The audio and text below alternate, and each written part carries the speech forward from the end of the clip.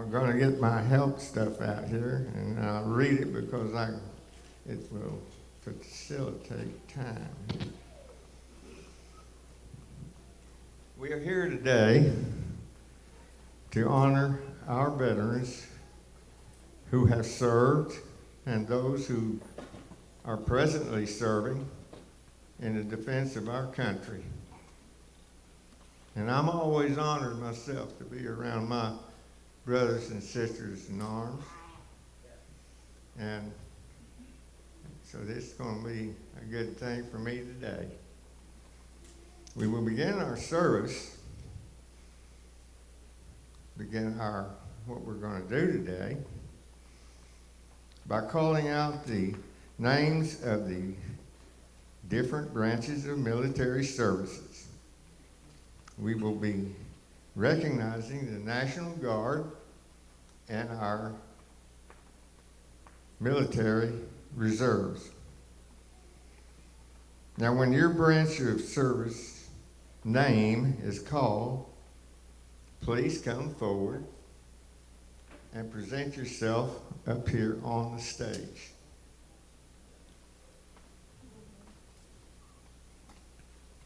Members of the Air and Army National Guard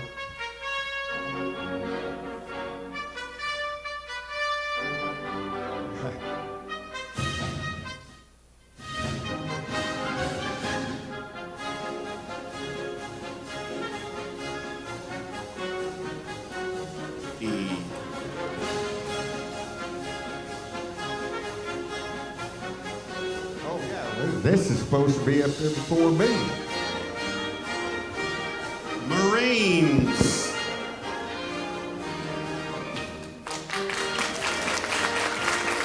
And Marine Reserve.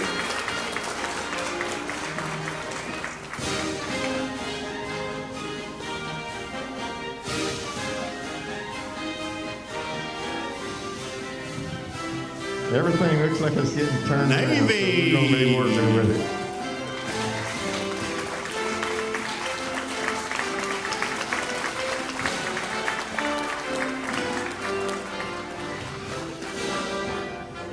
Air Force.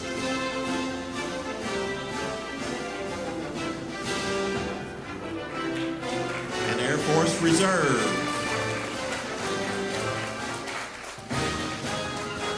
Coast Guard.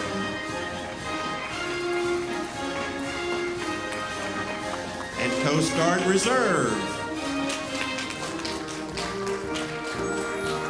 National Guard. Army National Guard and Air National Guard.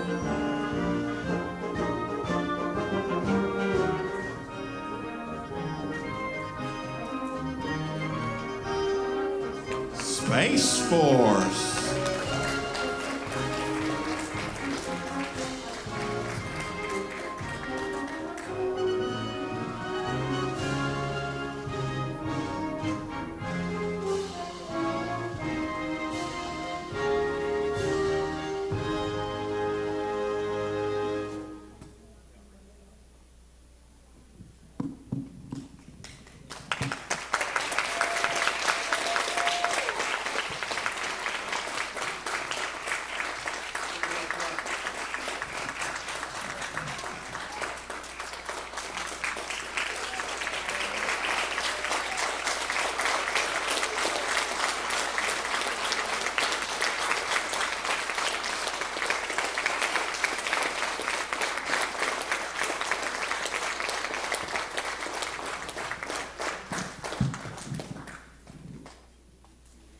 Okay, now, for many years before this, a whole lot of years, this quilt of valor that we're going to be singing this morning has been presented to veterans in this church.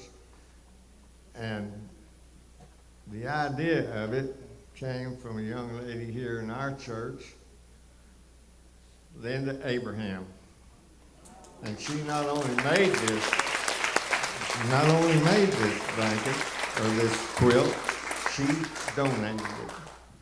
So I have with me up here Don Whitworth, who is the recipient of this quilt this year. So Don had many warm nights with this.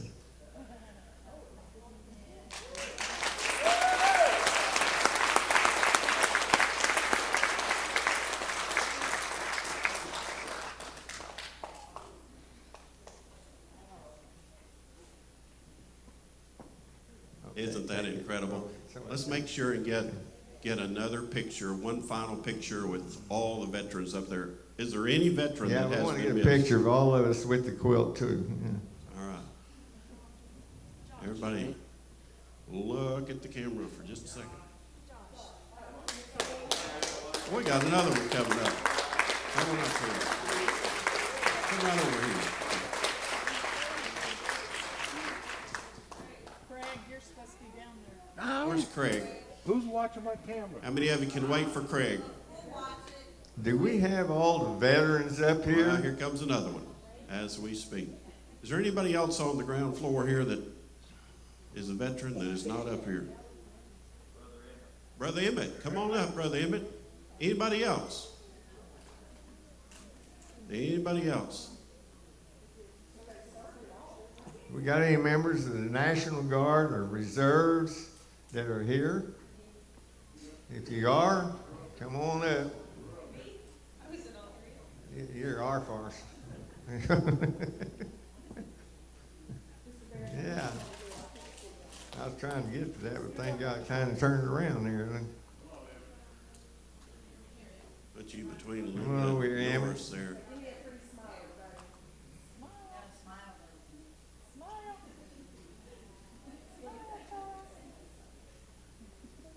Give them another huge thank you for your service. Patty? Hold on just a second, guys and girls. Y'all, everybody hang on just a second while we do the Pledge of Allegiance. Sarge, we'll have the Pledge of Allegiance. Patty, if you'll stand Pledge of with me. allegiance, the flag is over to your left. Please stand. I pledge allegiance to the flag of the United States of America and to the republic for which it stands, one nation, under God, indivisible, with liberty and justice for all. You are dismissed.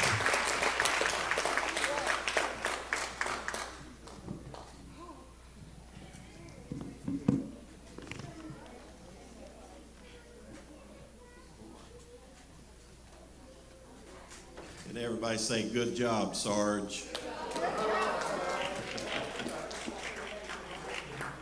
Thank you, Sarge.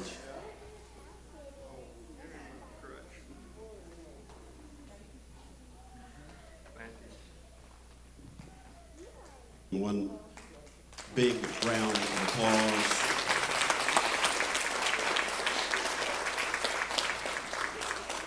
I want to introduce someone in our service today who is going to speak about the military spouses. And the spouses of our military, they have a tremendous job themselves, and so many times they're called to go places that probably when they were 16 they never planned to go, never thought it would be this way. Sometimes when we think about a military spouse, we instantly think that they are a lady. And that's not always the case, though, because many times we have ladies who are serving in our country in the military. And so this morning, I have the great privilege to introduce to you a lady who has served in various roles in the military. And her name, and she will come up in just a moment, her name is Linda Johnson. She was up here a moment ago. Linda is a retired senior master sergeant of the Air Force. Go Air Force. Someone might say, well, what exactly is a senior master sergeant? A senior master sergeant is the 8th enlisted rank in the U.S. Air Force, and also, this is not Linda's case, but also just to explain what a senior master sergeant is, that also goes into the realm of the U.S. Space Force now, and it's just above master sergeant. I believe I'm right on that. And I'm sorry? That's Army. By the way, it's interesting. We've had this. By the way, Sarah, I think I have one sheet laying there still.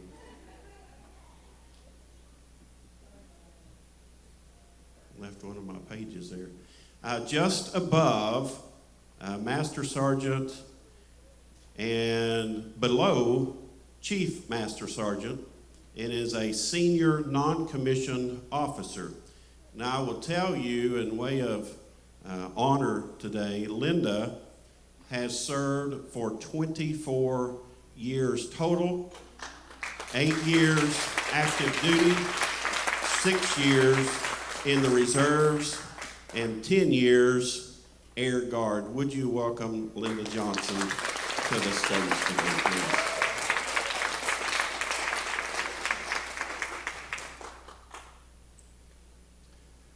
And now I'm still trying to figure out who's ahead in ranking, you or Sarge. We're the same. It's sort of an inside joke with Sarge and I. At first I thought I was higher ranked than him, but then we found out both of us were E8s. He's Army and I'm Air Force. Just like Pastor Ron called me up and said, hey, Linda, I want you to talk about military spouses. And I go, why? I'm not a military spouse. He says, well, I know that, but I want you to emphasize that a military spouse does not have to be a wife. It can be a husband, or it can be, nowadays, a significant other. So the military spouse does play an important role in the life of the military. Some of the challenge that a military spouse faces is you may have to move clear across the United States or clear across the world and leave your family behind. And the spouse would have to be basically putting their career on hold because they're going to have to move frequently. You're going to lose control of your life because the military, as the military veteran will tell you, the military controls your life.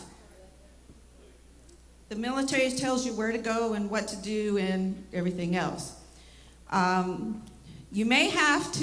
Spouses, you may have to give up that beautiful wedding that you wanted to go to a courthouse wedding because the person that you're going to marry may be deployed in a couple days. You may be parenting children by yourself. And then, of course, you're going to have to face the drama of living in a military community. And every time you move, you're going to have to make new friends. And you're going to spend most of your married life apart. And then you're going to have to be okay to talk about death, dying, and some trauma of the wars. But there are some benefits of being a spouse.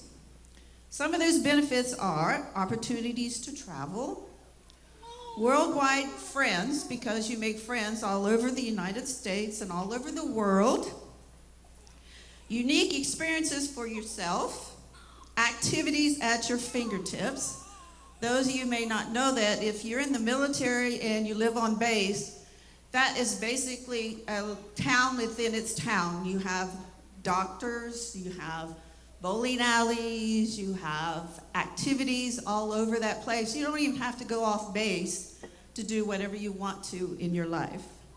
You get cheap groceries, of course, because we have the commissary, which is a fancy name for grocery store for us in the military.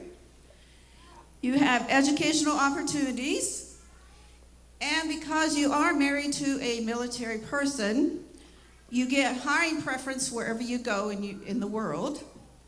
You have a tidy house because the spouse is a military person, and they're always taught in basic training to fold your t-shirts, underwear, and all your clothes a certain way. And we do clean up after ourselves. And of course, you are going to have a physically fit spouse because they have to be able to do their physical fitness every year. So they'll be nice and healthy. And of course, patriotism and gratitude. The things that are not so great, which I've already mentioned a lot of them, is living alone, their career over yours, military life takes over your life, and stationed far away from home. And stressors that other couples don't have to deal with, right? Stressors of a military spouse is when your partner is in the war zone, you're basically mom and dad to that child that is home. You have to make sure all the bills are paid, the car's taken care of, the house is all in order. But you do have the military family, hopefully close by, that can help you with all of that. So all in all, the advantages do outweigh the disadvantages, but that spouse needs to be a strong person. Speaking of that, so I would like to have, you want all of them to come up front? Can I have all the military spouses to come up front, please?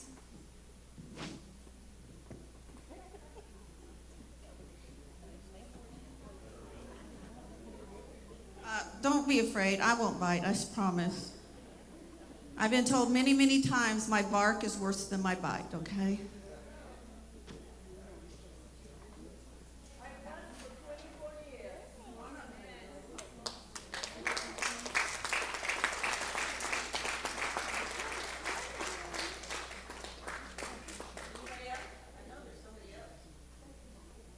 Unfortunately, my husband was a military spouse, but unfortunately he passed away in 2008, but he loved to be a military spouse, man. He'd go around showing everybody, look, I'm a spouse. Okay, so let's give all these spouses a great big hand.